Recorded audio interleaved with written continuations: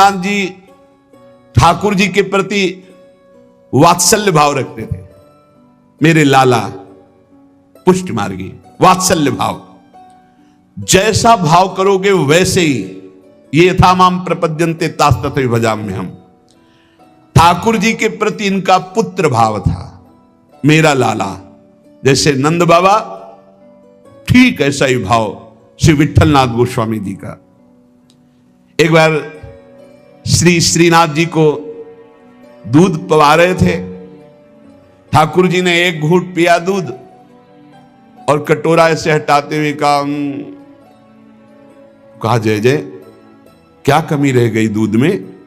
ठाकुर जी ने कहा बहुत मीठा कर दिया, मिश्री बहुत अधिक डाल दी, मुझसे पिया नहीं जाता।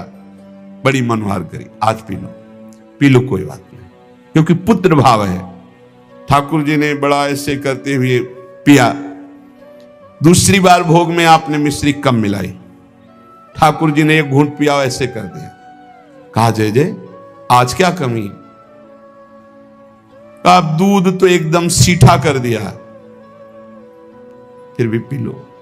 थोड़ा ही कम तो मिश्री मिलाई, पहले वाले में आप कह रहे थे मिश्री बहुत अधिक है, इससे थोड़ी कम कर दी। बोले नहीं, सीठा है, पी लो, आप पी लो, पी लो। बहुत दुलार किया, दूध पी लिया। तीसरी बार जब भोग लगाया तो मिश्री अलग, दूध अलग। लालजू ने कहा आपने ऐसा क्यों किया, मिश्री क्यों नहीं मिलाई? गोसाई जी ने कहा जब मेरे द्वारा मिलाई हुई मिश्री आपको पसंद ही नहीं आती, कभी कह देते हो बहुत मीठा है, कभी कह देते हो सीठा है, तो आज स्वयं मिला लो। तो हंसकर कहा कि हम मिलाने लायक हैं? हम आपके बालक हैं, बालक मिलाना क्या जाने? और दौड़ गए और गोद में बैठकर छाती से चिपक गए और कहा रूस गए क्या, मिला के पिलाओ, हम तो बालक हैं, हम थोड़ी मिला पाएंगे। ये था माम प्रपद्यन्ते, वात्सल्य भाव, मेरे पुत्र हो। तो वैसे ही ठाकुर जी गोसाई जी के हृदय से चिपक करके श्री श्रीनाथ जी कहने लगे मैं तो आपका बालक हूं ना। अश्रु प्रवाह होने लगा। ठाकुर जी ऐसे महान सुख देते हैं जो जिस भाव से। एक दिन मचल गए, सैया रचना करके जब शयन कराने को गए, कहा यह सैया ठीक नहीं है, दूसरी सैया ले आए। ये बिछौना ठीक नहीं है, दूसरा बिछौना ले आए। नहीं नहीं, ये रंग मुझे पसंद नहीं, और रंग का बिछौना बिछा दिया। अब कितने बिछौना, कितनी सैयाएं बदल दी लालजू महाराज बार बार, ये ठीक नहीं, ये ठीक नहीं। पसीना पसीना हो गए थे गोसाई जी। गोसाई जी ने कहा कि आपको कौन सी सैया पसंद आएगी, कौन सा बिछौना पसंद आएगा? बोले बताओ, तुम सैया बनो और तुम्हारी छाती पे हम सोएंगे, क्योंकि हम यशोदा मैया की गोद में ही सोते। अगर दिन में कभी अथाई में बाबा के पास गए तो उनके तोंद पे लेट के सोते, तो आप लेटो और आपकी गोद में हम। श्रीनाथ जी, श्री विट्ठलनाथ जी गोस्वामी जी की गोद में जैसे मां की गोद में बच्चा, ऐसे श्रीनाथ जी सोए। एक दिन श्रीनाथ जी के सामने गिरिराज जी से बंदर आया, हु ऐसे किया, वो जैसे बंदर करते हु ऐसे, वो बड़ी जोर रो पड़े श्रीनाथ जी। और गोस्वामी जी सेवा में थे, तत्काल गोस्वामी जी के ऐसे गोद में चिपक गए और कहा बंदर मुझे डर लगता है। गोसाई जी ने कहा इस बंदर से डर लगता है? बड़े बड़े भयंकर बंदर, न जाने कितने महाबली बंदर और बड़े बड़े भयंकर राक्षस, रामा अवतार में तुम कैसे मारे होगे राक्षसों को, और कैसे तुम्हारे साथ बंदर सेना थी, हमारी तो समझ में नहीं आता। ऐसे कह के मन में पर्वताकार बंदर, महाभयानक राक्षस हो, यहां छोटे से बंदर को देख के चिपक गए और डर करके कहते मुझे बंदर से डर लगता है। जब शयन करने गए तो ठाकुर जी ने शयन में कहा कि देखो गोसाई जी, एक ही भाव रखो, एक म्यान में दो तलवार नहीं होती। यदि पुत्र माना है तो केवल पुत्र मानो, अगर भगवान मानोगे ऐश्वर्य तो फिर पार नहीं पाओगे, हम ऐसा ऐश्वर्य दिखाना शुरू कर देंगे। अगर पुत्र माना है तो केवल पुत्र ही मानो, तो तुम्हारा बेटा बंदर से डरेगा कि नहीं? तो हम वैसे ही डर रहे हैं जैसे बेटा डरता है। और अगर ये कि भगवान ऐश्वर्यशाली, तो फिर पार नहीं पाओगे, हम इतना ऐश्वर्य दिखा देंगे। एक म्यान में दो तलवार नहीं रहती।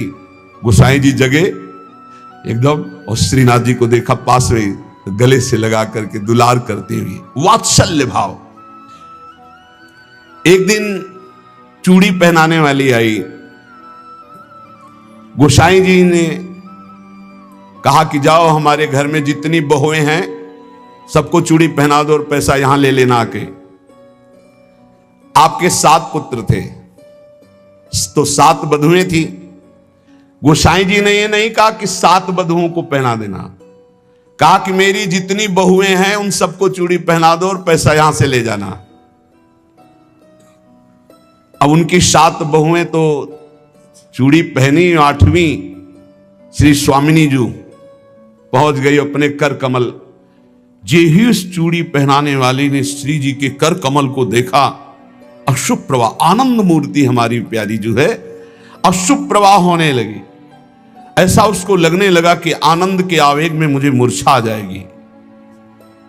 नीलांबर का हल्का सा घूंघट है, मनो मृणाल, मनो कमल लाल, ऐसे सुंदर कर कमल। वो सोच रही इनके कर कमल में पहनाने लायक तो चूड़ियां ही नहीं हमारे पास। श्री जी ने इशारा किया, पहनाओ। किसी तरह वो प्रेम शिथिल होते हुए जैसे जैसे इशारा होता गया वो चूड़ियां पहनाई। बहुत देर तक वह शुभ प्रवाह करती रही। इसके बाद गोस्वामी जी के पास उसको ले जाया गया। गोस्वामी जी ने 7 बहुओं की चूड़ी के कितने पैसे होते, तो उसने कहा 7 नहीं 8। गोसाई जी ने कहा 7 बहुएं तो तू 8 की बात कैसे कह रही?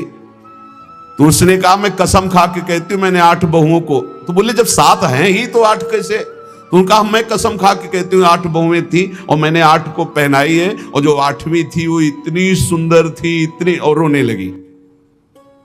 गोसाई जी ने कहा कि ऐसा कैसे हो सकता है, चलो इससे झंझट हटे। 8 बहुओं की चूड़ी पहनाने के पैसे दे दिए। जब रात्रि में शयन किया तो श्री जी ने गोसाई जी से कहा कि उस चूड़ी वाली से क्यों झगड़ रहे थे? क्या आप प्रीतम लालजू को आप अपना पुत्र नहीं मानते? हाँ पुत्र तो है ही वो, हमारे मानने की क्या बात है। तो मैं कौन हूं? पुत्र बधू हुई कि नहीं? अगर आप कहते 7 बहुओं को पहना दो तो मैं कदापि नहीं जाती। आपने कहा मेरी सब बहुओं को पहना दो, तो 8वीं मैं हूं, मैंने ही धारण। श्री जी के इन वचनों को सुनकर गोसाई जी तत्काल उठे और बैठे बैठे रात भर रोते रहे कि लाडली जू कितनी कृपालु, कितना भाव स्वीकार करने वाली है। एक बार की बात है, किसी विठलनाथ जी श्री ठाकुर जी को भोग लगा रहे थे, तो भोग में एक तिनका देखा। बहुत दुख हुआ कि मेरे सुकुमार लाडले ठाकुर और उनके भोग में इतनी असावधानी बनाने वाले तिनका। बहुत सावधान रहना चाहिए ठाकुर जी का, जब भोग बनाए तो बोलचाल में भी सावधानी रखे, कहीं थूक की छिट्टी ना चली जाए मुख में। ऐसा होता है, तो अगर कभी बात करनी हो तो रसोई से ऐसे करके बात करे, वैसे तो बात कम ही करे, मौन धारण करके बनाए। क्योंकि अगर हम पद जोर जोर से गाएंगे या बात करेंगे तो हमारे मुख से थूक की छिट्टी ठाकुर जी के भोग सामग्री जो बन रही है उसमें गिरना हो सकता है। कितनी सावधानी महापुरुषों के चरित्र से हमें प्राप्त होती।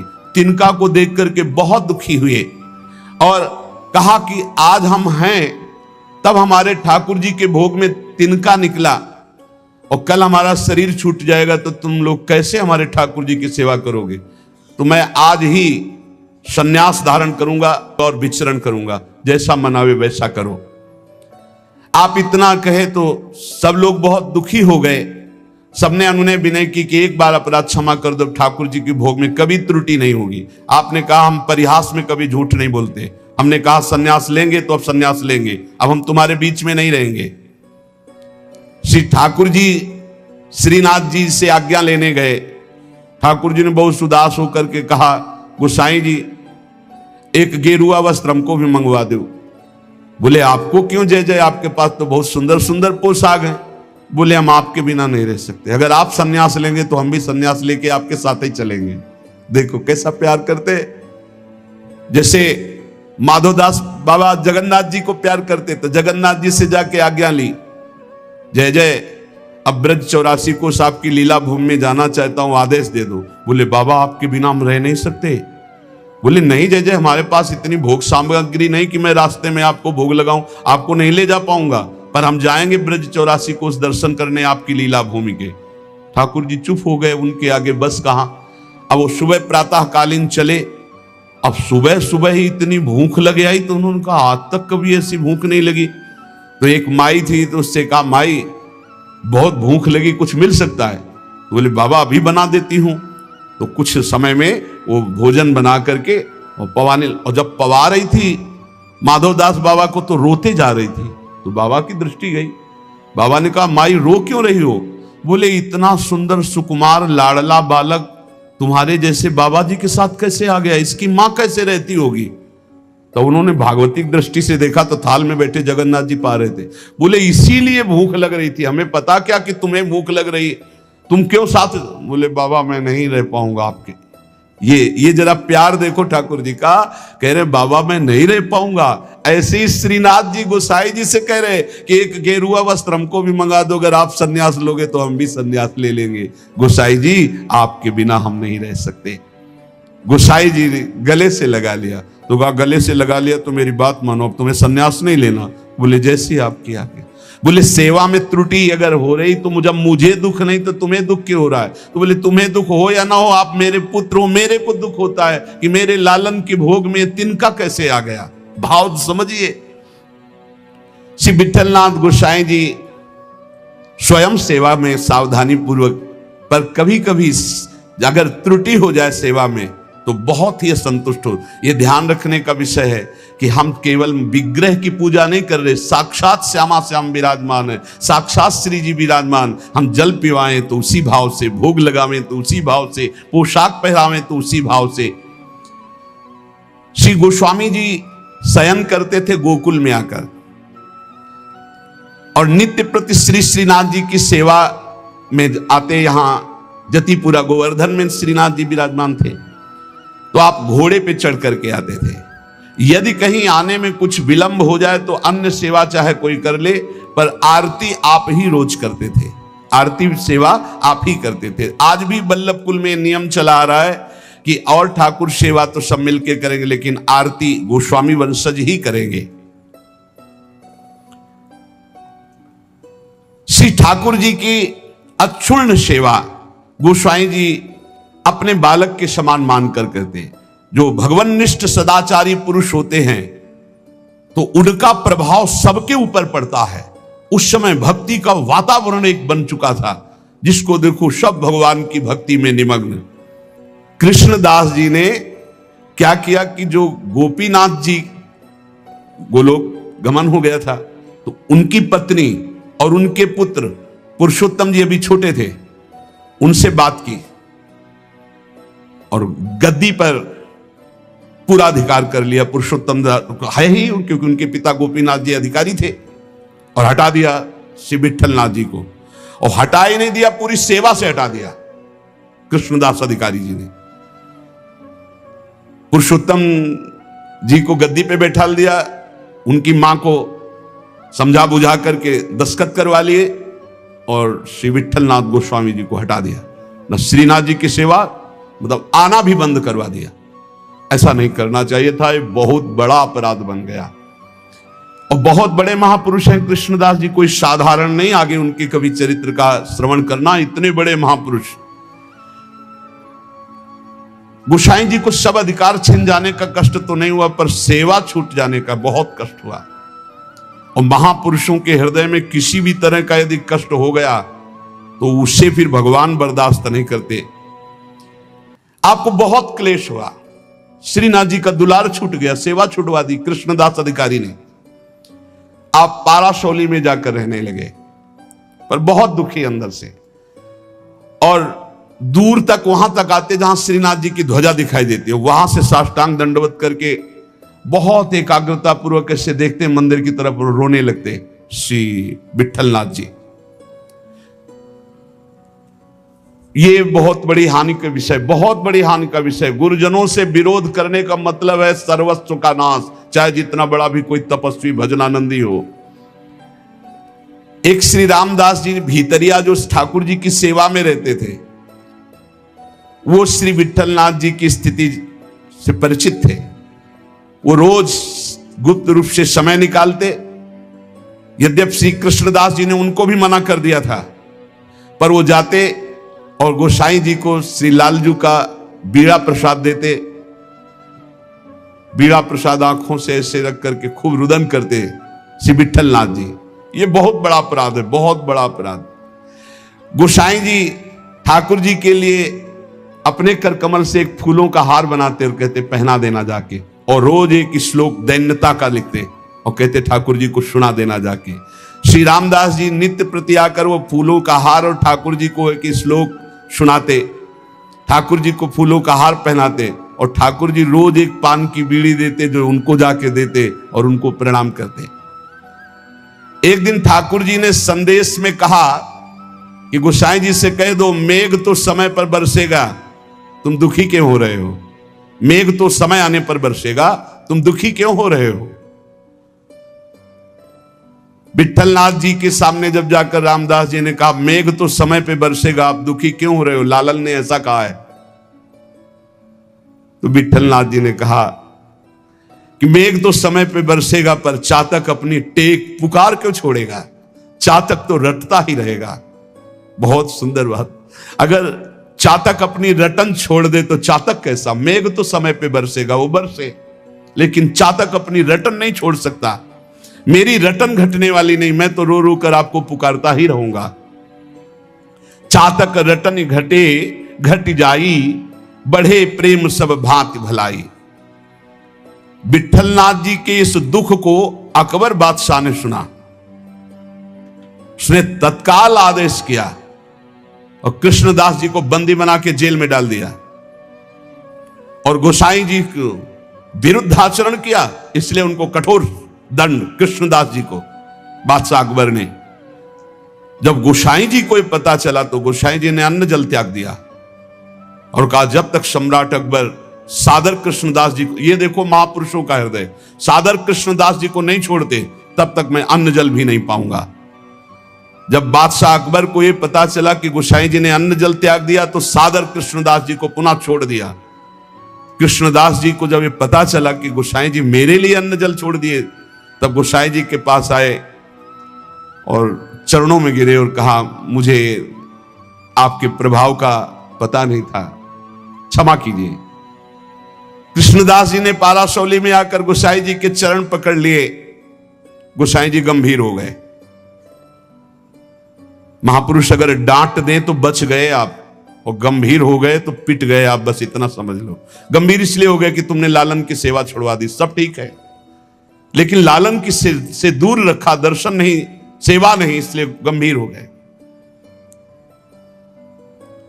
विठलनाथ गोसाई जी को पूर्व सेवाधिकार प्राप्त हो गया। श्री कृष्णदास जी का अंतिम लीला जानते हो कैसे हुई? कुआं में पैर फिसल गया और गिर के मरे और प्रेत बने, इसी अपराध के कारण। बहुत सावधान। इतने बड़े महापुरुष हैं, उनका चरित्र है कृष्णदास जी का, बहुत बड़े महापुरुष हैं, लेकिन अपने गुरु से अपराध बन गया। गुरुवंश गुरु स्वरूप ही है, अपराध बन गया तो प्रेत योनि को, पैर फिसल गया, कुएं में गिरे और उनके प्रेत योनि को प्राप्त हुए। अकबर क्यों कृपालु था, क्यों श्रद्धा करता था विठलनाथ जी गोस्वामी के ऊपर? एक बार श्री यमुना जी में स्तोत्र का गायन का कंचन वर्ण तेज चमकता हुआ विठलनाथ गोस्वामी जी का, तो अभी स्नान करके यमुना जी की आराधना कर रहे थे, तो उधर नौका में जल विहार करते हुए इसकी बादशाह की कोई हिंदू बेगम होगी, तो वो दूर से देखा कि तेजस्वी तो भगवान के समान है। नौका समीप ले गई, उतर कर चरणों में वंदन किया। विठलनाथ गोस्वामी जी को देखकर उसे पक्का लगा कि ये जो आशीर्वाद दे देंगे तो पक्का। तो उन्होंने कहा कि आपसे मैं एक ही आशीर्वाद चाहती हूं कि मेरे बादशाह मेरे अनुकूल रहें। हर पत्नी यही चाहती है। आप कृपा करके कोई ऐसा जंतुर बांध दीजिए, कोई मंत्र बता दीजिए, कोई उपाय बता दीजिए कि बादशाह सलामत हमारे बस में रहें। हमारे अधीन रहे। आपने मुस्कुरा दिया कि मैं एक जंतुर देता हूं, इससे बादशाह तुम्हारे अधीन रहेंगे, और दोहा लिख करके भुजा में बांध दिया। यंत्र मंत्र और तंत्र को भूल करो जनि कोय, पति कहे सो कीजिए वो आप ही बस होए। ये दोहा लिख करके बांध दिया। दूर से गुप्तचर लगे रहते थे। गुप्तचर ने कहा कि विट्ठलनाथ गोस्वामी जी ने कोई जादू टोना करके आपकी हिंदू बेगम की बाह में जंतुर बांध दिया है। तत्काल आया, जब वो महल तोड़ दिया जंतुर और उसे कहा खोला जाए, खुला गया। और जब ये दोहा पढ़ा कि यंत्र मंत्र और तंत्र को भूल करो जनि कोई उपाय मत करो, ये यंत्र तंत्र मंत्र जंतर वाला, पति की आज्ञा में रहो, इसी से पति अधीन हो जाएगा। जब ये दोहा पढ़ा कि पति की आज्ञा का पालन रूप परम बल है जो पति को अधीन कर लेता है, बहुत प्रसन्न हुआ। कहा इसी समय मुझे विट्ठलनाथ गोस्वामी के चरणों में जाके प्रणाम करना है और उनके दर्शन करने। तब से बहुत श्रद्धा विट्ठलनाथ गोस्वामी जी के ऊपर, और वो आकर के गोकुल में और गोवर्धन में बहुत सी संपत्ति जमीन ये सब विट्ठलनाथ गोस्वामी जी को दी। जिस समय महाप्रयाण का समय आया तो विट्ठलनाथ गोस्वामी जी ने सातों पुत्रों को बुलाया और अलग अलग ठाकुर जी प्रदान किए। 7 पुत्र श्री गिरधर जी, श्री गोविंद जी, श्री बालकृष्ण जी, श्री गोकुलनाथ जी, श्री रघुनाथ जी, श्री यदुनाथ जी और श्री घनश्याम जी। ये 7 पुत्र श्री विट्ठलनाथ गोस्वामी जी के थे। सातों को अलग अलग ठाकुर सेवा प्रदान की। श्री गिरधर जी को श्री ठाकुर मथुरेश जी, जो वर्तमान में जतिपुरा गोवर्धन में विराजमान है। श्री गोविंद राय जी को श्री श्रीनाथ जी, जो वर्तमान में राजस्थान में श्रीनाथ द्वारा में विराजमान है। श्री बालकृष्ण जी को श्री द्वारिकाधीश भगवान, जो वर्तमान में काकरौली में विराजमान है। श्री गोकुलनाथ जी को, जो वर्तमान में श्री गोकुल में विराजमान है। श्री रघुनाथ जी को श्री गोकुल चंद्रमा जी, जो वर्तमान में कामवन में विराजमान है। श्री यदुनाथ जी को श्री बालकृष्ण भगवान, जो वर्तमान में सूरत में विराजमान है। श्री घनश्याम जी को श्री ठाकुर मदन मोहन जी, जो वर्तमान में कामवन में विराजमान है। इन सातों पुत्रों को 7 ठाकुर की सेवा प्रदान की और चल अचल संपत्ति का बंटवारा किया और समस्त वैष्णवों को बुलाया और कहा आज हमें ठाकुर जी बुला रहे अपने धाम में। ऐसे जाना होता है महापुरुषों का। मृत्यु मृत्यु नहीं, महोत्सव होता है। सब वैष्णव जनों को बुलाया और बोले आज जो है ठाकुर जी बुला रहे हैं अपने निज सेवा में, निज धाम में। इनके पीछे पीछे पुत्र, जो 7 पुत्र थे, वो पीछे पीछे गए। आप चल करके जतिपुर आए। आपने निज कंठ की माला चतुर्थ पुत्र श्री गोकुलनाथ जी के गले में डाल दी और कहा सब वापस हो जाओ, अब मैं परम धाम जा रहा हूं। और गुफा में प्रवेश करने लगे तो सबसे बड़े पुत्र गिरधर जी ने आपका वस्त्र पकड़ लिया, तो केवल वस्त्र ही हाथ में रहा और आप अंतर्ध्यान हो गए, सदैव भगवान के धाम को गए श्री विट्ठलनाथ गोस्वामी जी। फिर आकाशवाणी हुई कि मेरा जो वस्त्र तुमने पकड़ा, इसी से मुझे अंतिम संस्कार जो होते हैं वो अंतिम उत्तर क्रिया इसी से संपन्न करो और जैसा हमने आदेश दिया वैसा करो।